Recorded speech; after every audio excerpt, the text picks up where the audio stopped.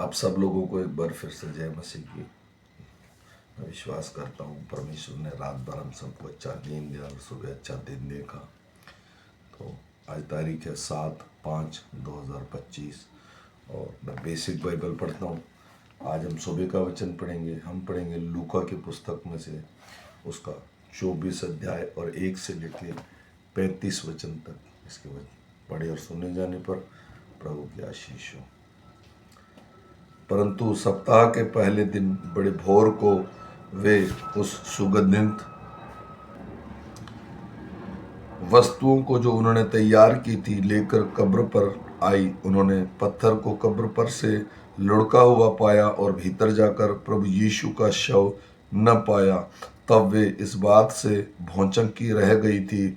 तो देखो, दो पुरुष झलकते हुए वस्त्र पहने हुए उनके पास आ खड़ा हुए। जब वे डर गई और धरती पर मुंह के बल झुके रही तो उन्होंने उससे कहा, तुम जीवितों को मरे हुए में क्यों ढूंढती हो?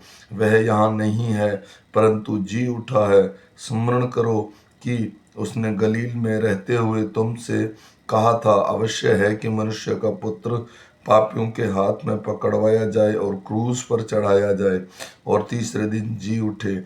तब उसकी बातें उनको सुमरण आई और कब्र से लौटकर उन्होंने उन 11 को और अन्य सब को ये सब बातें कह सुनाई जिन्हें प्रेरितों से ये बातें कही।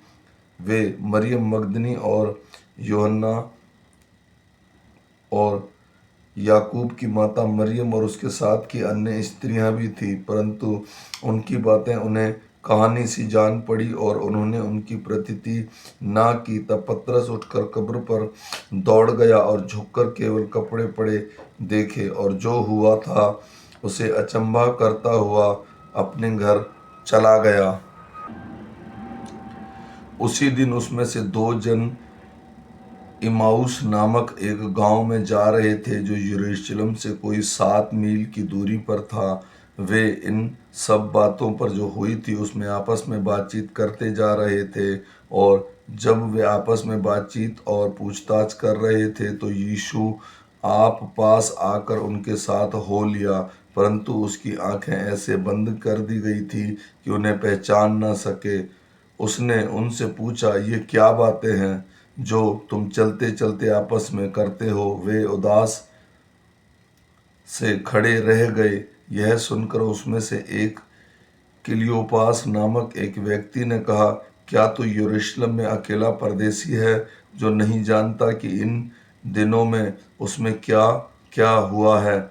उसने उनसे पूछा, कौन सी बात? उन्होंने उससे कहा, यीशु नासरी के विषय में जो परमेश्वर और सब लोगों के निकट काम और वचन में सामर्थी भविष्यवक्ता था। और प्रधान याजकों और हमारे सरदारों ने उसे पकड़वा दिया कि उस पर मृत्यु की आज्ञा दी जाए और उसे क्रूस पर चढ़वाया। परंतु हमें आशा थी कि यह इज़राइल को छुटकारा देगा। इन सब बातों के सिवाय इस घटना के हुए तीसरा दिन है और हम में से कई स्त्रियों ने उसे आश्चर्य में डाल दिया जो भोर को कब्र पर गई थी और जब उसका शव न पाया तो यह कहती हुई आई कि हमने स्वर्गदूतों का दर्शन पाया जिन्होंने कहा था कि वे जीवित हैं। तब हमारे साथियों में से कई एक कब्र पर गए और जैसे स्त्रियों ने कहा था वैसा ही पाया, परंतु उसको ना देखा। तब उसने उनसे कहा, हे निर्बुद्धियों और भविष्यवक्ताओं की सब बातों पर विश्वास करने में मतमदियों और अवश्य ना था कि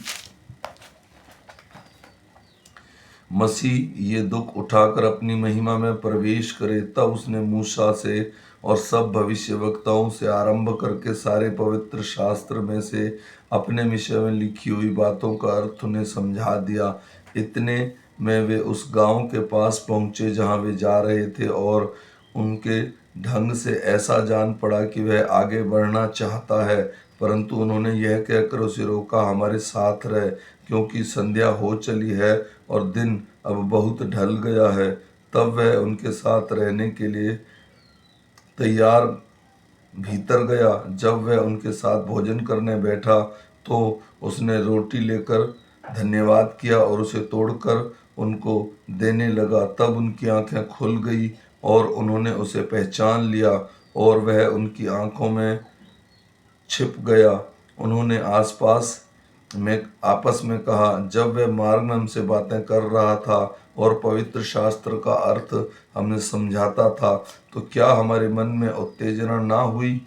वे उसी घड़ी उठकर यरूशलेम को लौट गए और उन 11 और उन साथियों को इकट्ठा पाया। वे कहते थे, प्रभु जी उठा और शैमन को दिखाई दिया है। तब उन्होंने मार्ग की बातें उन्हें बता दी और यह भी कि उन्होंने उसे रोटी तोड़ते समय कैसे पहचाना। आमीन। मेरे भाई और बहनों, ये सुबह का वचन है। हम फिर मिलेंगे शाम के वचन के साथ। तब तक परमेश्वर का अनुग्रह, दया और कृपा हम पर और हमारे परिवारों पर अब से लेकर अनंत काल तक सदा काल होती रहे। आमीन।